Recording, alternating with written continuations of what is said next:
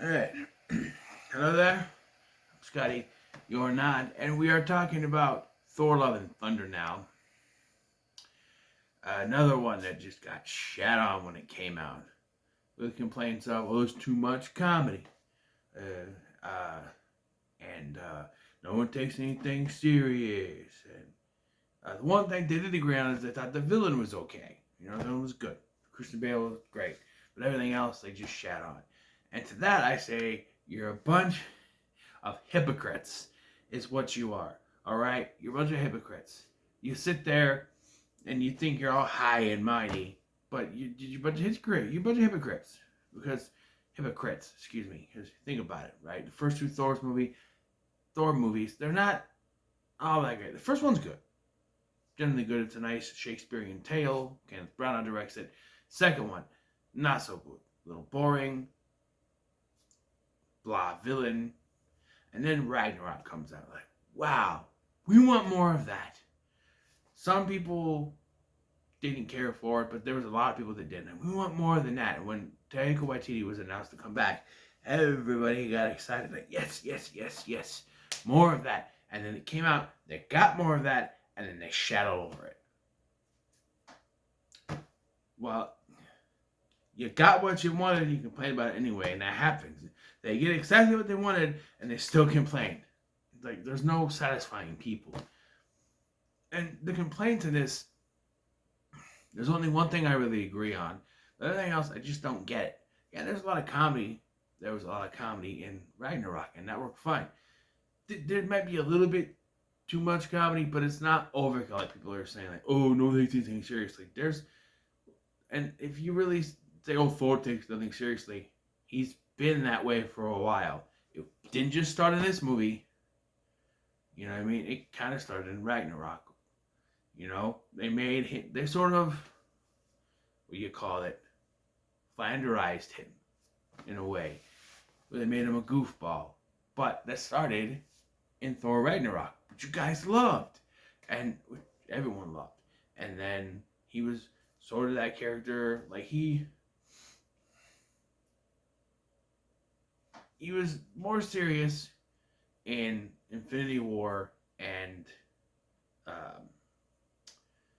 Endgame, but then people criticize what they did in Endgame, making him fat and saying, oh, this is trying to be funny. But they were trying to tell a story. He was depressed, now he's gone from dad bod to god bod, as they say. And he's not serious anymore. Yes, people point out there's an extinction level event that happened and Thor is making jokes. Well, it's been a little bit after that event. They saved the world. It's done and over with. Yes, there's a bunch of jokes going on, but I think they work for the most part. The one thing that I will agree with people on are the goats. At the beginning of this movie, he saves the civilization while also destroying their place they live, their palace, whatever. And in return, these alien people, give him these two goats, which he takes with, and they show up frequently throughout the film, and they're always screaming. And to that I say, I get why people don't like it. I don't like it myself. It gets annoying. But once it hit me, they weren't a present. They weren't a gift. They were a curse. They were something to torture him with.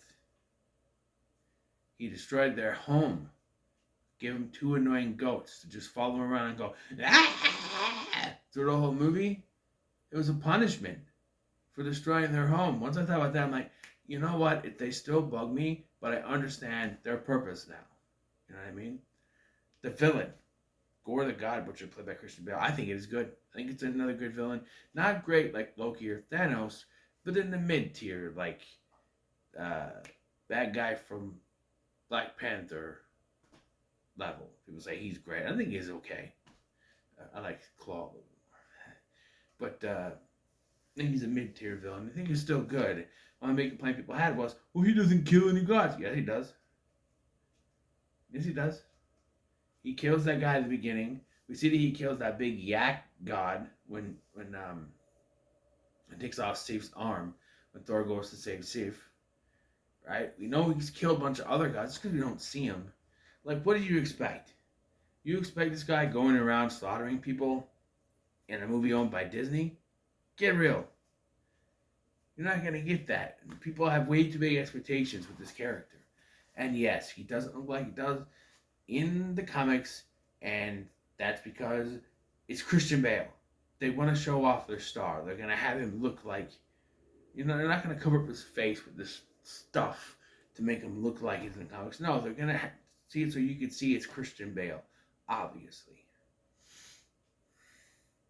Right? And Gore the God Butcher, he loses his daughter, and then he finds out gods are assholes, which, honestly, if you pay attention to all the Thor movies, you already knew that already. Thor, when he started out, he was an asshole. It's been, disclosed before that Odin was an asshole. I mean, he slaughtered some ice people, stole one of their kids. Admittedly, Odin has admitted to be an asshole. And, yeah.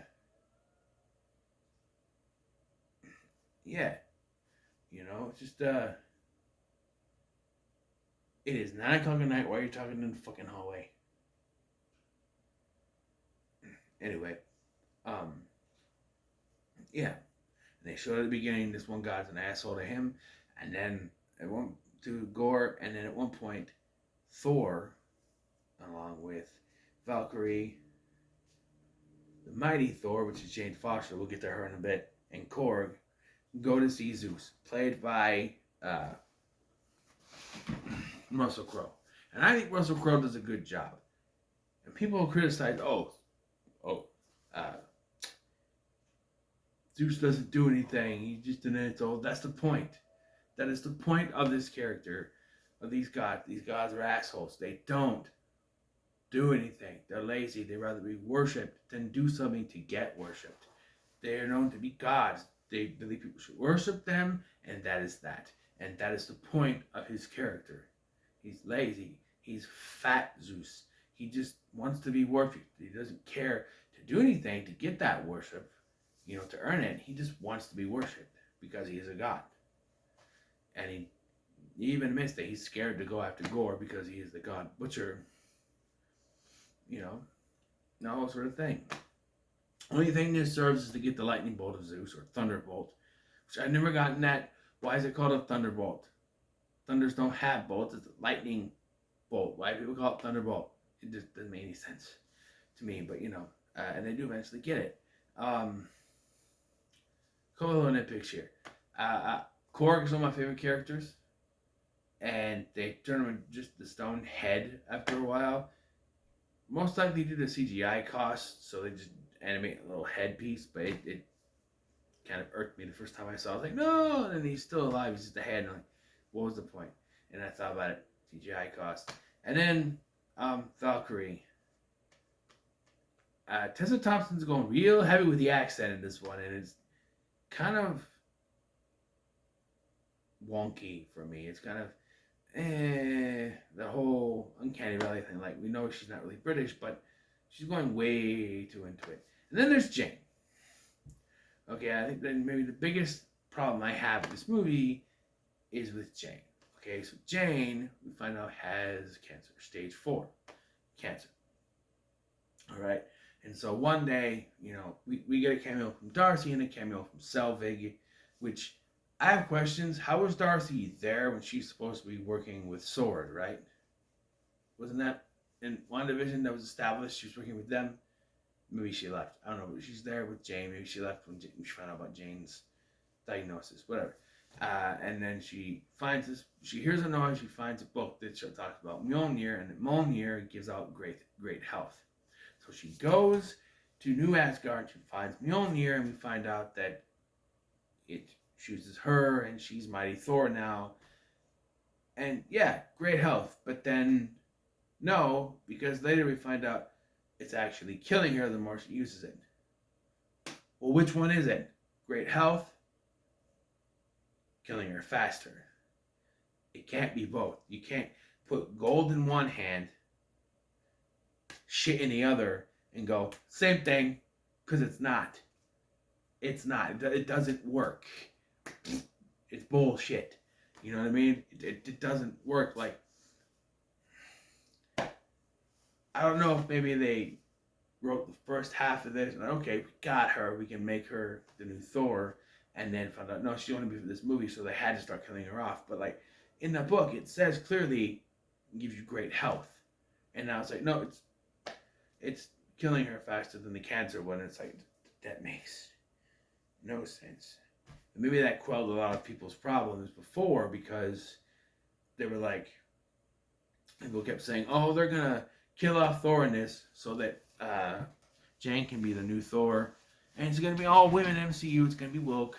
People were saying anyway, and I'm like, no, they wouldn't do that, and I think they shouldn't have done that, and they didn't. But they could have had both, I guess. Seeing as one is Mjolnir, one is the axe. They do a joke. Apparently, they're sentient now. I never got that, but I guess they are. I don't know. Because you throw them and come back. I mean, Stormbreaker's now sentient. Mjolnir. Yeah.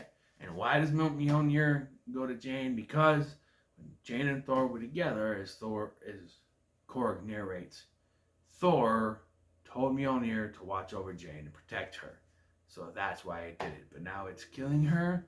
To me, it felt like the way they explained it in like the press stuff was that when Mjolnir comes to her, it cured her completely of the cancer, and that's why it's with her.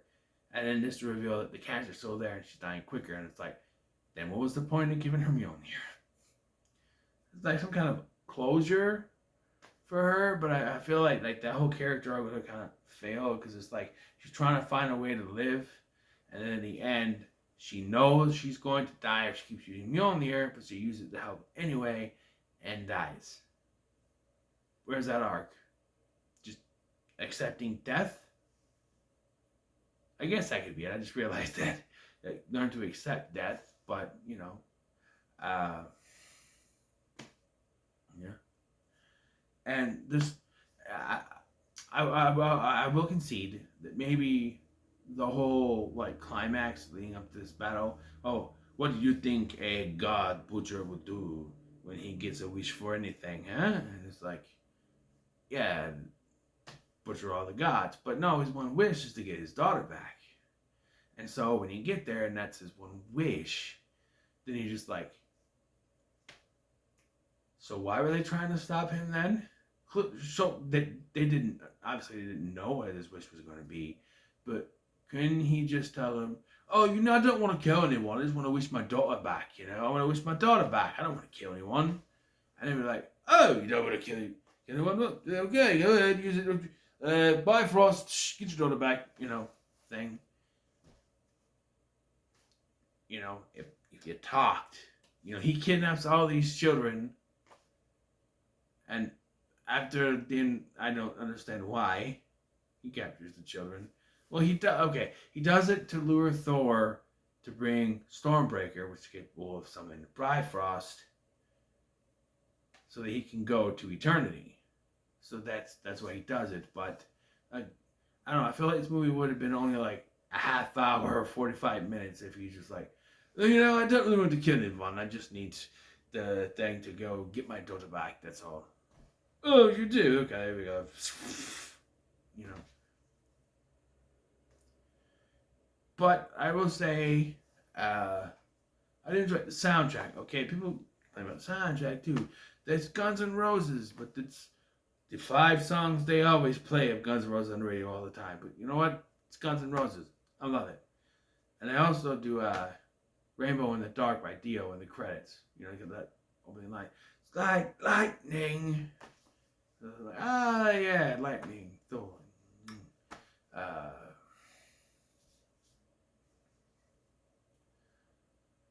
But yeah, I felt like this was more of the same from the previous installment of Thor. A little more comedy in it, but I don't think it was to its detriment or anything. I think it worked fine. You know, 2 post-credit scenes to talk about. The first one, we go to Odin, who is, well, Jane dies, so we're going to mention that.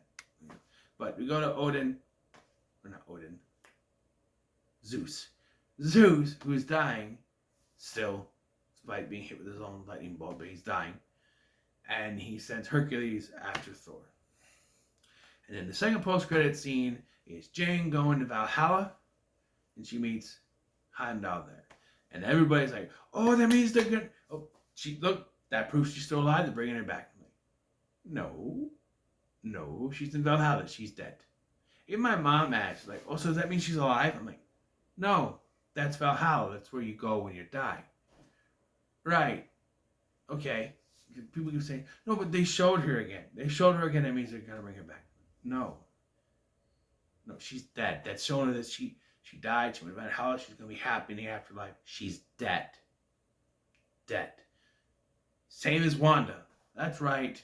I haven't given that up. Wanda is dead. And I know they want to make movies and stuff, bring her back, whatever. All right. But here's the thing. She needs to be dead. Why? Because we need characters to stay dead, or no one's going to start taking this seriously. I mean, it's a comic book movie, and they can happen. Yes, but we need some finality. Remember when they killed Vision off in Infinity War? Oh, he's back now. Right. How many times did Loki die? Oh, he died for good in Infinity War. TV series on Disney Plus.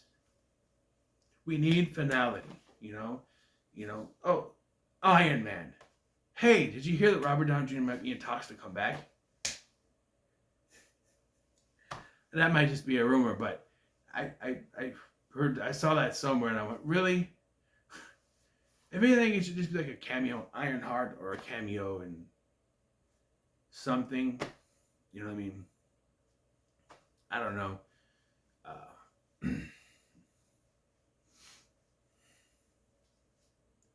We need finality in characters' deaths, or it's going to mean nothing. If you want to bring Wanda back, do it for like What If, where it's like an alternate version of her. That's fine. But the Wanda of Earth 616, that's what it's called. People gotta quit trying to change the number because they established it 616. They said that in Doctor Strange Multiverse of Madness. It's 616. Quit trying to make up your own numbers, okay? The Wanda of 616 is dead. Other ones from the multiverse might show up, but our main Wanda is dead. Boom. Oh, but the red thing come up there, so that means she teleported. Prove it. Proof. That's how it works. Could just be her dying and her magic exploding. You ever think of that? But anyway, Thor: Love and Thunder, pretty good, and I stand by that. All right, the only movie in Phase 4 that I actually did not like at all was The Eternals, which I'll get a reason to that in my ranking. I'm going to be ranking Phase 1, Phase 2, Phase 3, Phase 4, and then the Phase 4 movies and then the Phase 4 TV shows separate, because I count them separate. They're connected, but I'm going to do them separately. It becomes too confusing trying to put the TV shows and movies together. So, yeah. So what are your thoughts on Thor: Love and Thunder? Leave a comment below, like, share, subscribe. Thanks for watching. I've been Scotty, and I'll see you in the next one.